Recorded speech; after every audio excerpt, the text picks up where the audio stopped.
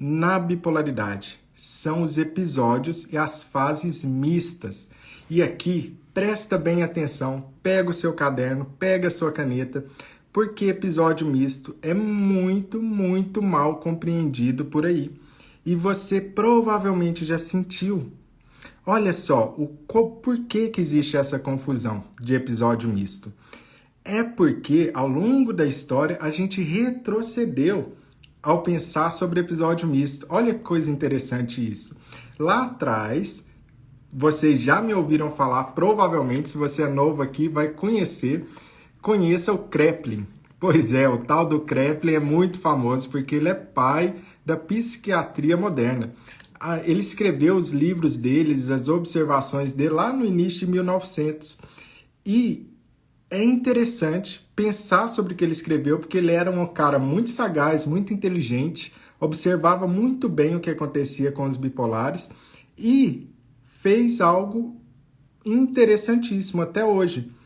Ele não partiu de nenhum conceito anterior. Ele observava as pessoas e descrevia.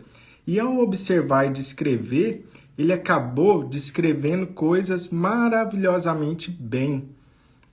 Isso antes mesmo de existir qualquer remédio aprovado para a bipolaridade. Para quem não sabe, o LIT foi aprovado lá em 1949. Lá em 1949 é que a gente teve a aprovação dele, ou pelo menos o primeiro estudo com John Cadet, que foi um médico australiano. Mas lá atrás, o Kraepelin descreveu muito bem o que seria um episódio misto. Só que ao longo desse século aí, foi se perdendo a ideia de episódio misto. Aí chegou um tal de DSM-3, que foi um manual diagnóstico americano, que fez uma baguncinha na cabeça de todo mundo sobre o que seria um episódio misto. Aí veio o DSM-4, que era muito restrito a definição de um episódio misto para bipolar e ninguém se encaixava naquilo, era poucas pessoas. Até que o DSM-5 começou a dar uma melhorada sobre o que é episódio misto. Mas ainda assim, não está bom o suficiente, não descreve a realidade do bipolar o suficiente. Quem é que descreveu melhor? Foi lá atrás, séculos atrás, que foi o Kraepelin e o seu discípulo, que ele se chamava Weygand. Coloca aí para mim se você consegue escrever esse nome, Weygand. É um nome alemão complicado, mas que ele fez algo muito legal para a gente. E você vai aprender agora. O que é esse tal de episódio misto no transtorno bipolar? Vamos lá começar então a ver sobre isso? O mais comum do episódio misto que você verá por aí é o tal da depressão agitada. E aqui eu vou precisar da sua ajuda para isso. Vê aqui se você já sentiu isso que eu vou te contar. É assim, você está se sentindo mal, ou seja, você está triste ou desanimado ou não tendo prazer nas coisas, ou está faltando algo ali no seu dia a dia, você não está bem. Se te perguntam, você não está bem. Só que ao mesmo tempo que você não está bem, você está com o pensamento acelerado. O seu pensamento pula de uma preocupação para outra. Ele está acelerado, ele não para em lugar nenhum. Você abre, por exemplo, o computador e abre 15, 20 telas ao mesmo tempo, sem conseguir se concentrar direito em tela nenhuma. Isso já aconteceu com você ou não?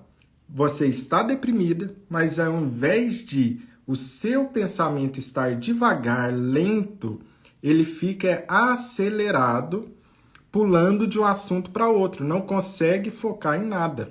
Se isso já aconteceu com você, não me faz aqui de mentiroso. Escreve aí nos comentários, eu. Se já aconteceu na sua vida isso, escreve aí, eu. Para o povo não achar que eu sou mentiroso, tá bom? Por quê? Porque quando você está deprimido, o que era esperado era que o seu pensamento estivesse lento. O que é esperado para alguém deprimido é o pensamento lento. Então, depressão pura, pensamento lento. Porém, quando a depressão começa a misturar, o que é que acontece? A pessoa está se sentindo mal, só que ao invés de estar lento, o pensamento está rápido, acelerado, pulando de um assunto para o outro. pulando de uma preocupação para outra. E olha só, agora, me diz se isso já aconteceu com você ou não.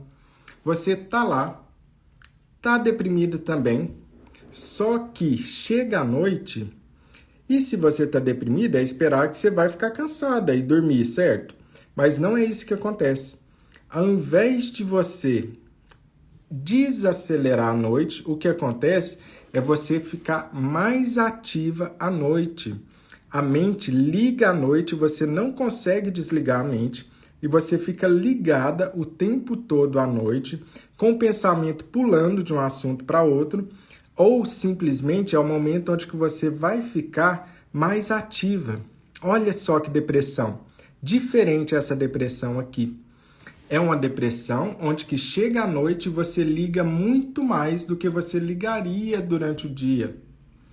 É uma depressão que chega à noite e você, ao invés de estar dormindo ou querendo ir dormir, você está mais acelerada, querendo fazer coisas e a mente não para hora nenhuma.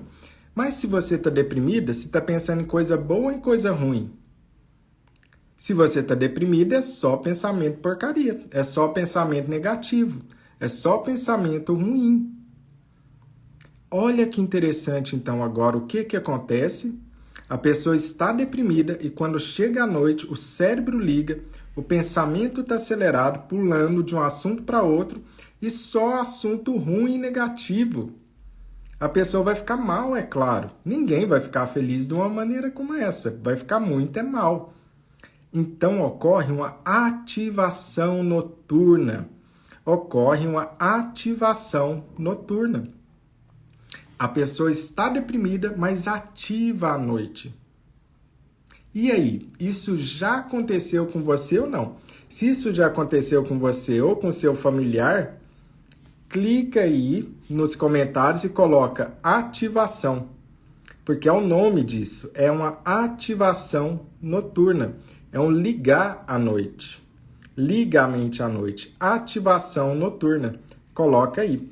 Esse é um sinal de uma depressão mista. Vamos continuar vendo o que é uma depressão mista? Olha isso aqui. Isso aqui passa despercebido demais e provavelmente você nem nota que isso acontece com você ou com seu familiar. Provavelmente você nem percebeu, você nem sacou isso aqui.